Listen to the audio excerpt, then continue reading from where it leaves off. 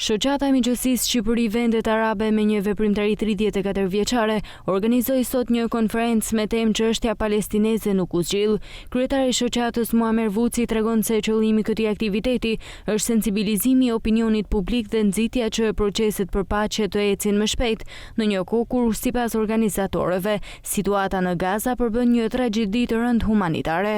Historia 78 vjeçare e Palestinës, shumë e përgjakun, shumë martire, në fund me një genocid të mërshëm në Gaza, e mbyll ose më mirë me thonë po prezanton para botës se çështja palestineze nuk po gjen zgjidhje.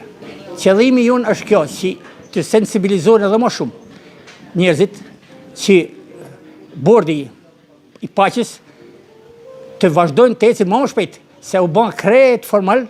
Dhe në Palestinë, dhe sot që po flasim në bashk, ka genocid mërshëm, ka genocid të jashtëzakonshëm, mungën ushqimi vdesin fëmija për i bukës.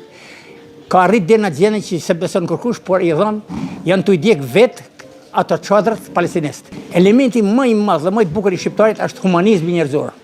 Pra historikisht shqiptarët kanë treguar humanizëm në jetën e tyre, por edhe në pushtuesve. Dhe është për të ardhur keq që ne nuk shohim në i përkrahje, sidomos te gazetaria. Janë vrarë 300 gazetarë në Gaza.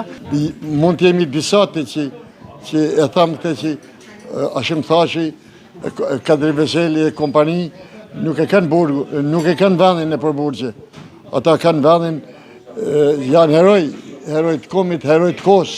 Në kuadër të aktivitetit u hap edhe ekspozita Gaza, e cila përmes materialeve vizuale pasqyron realitetin e vështirë dhe pasojat humanitare të konfliktit.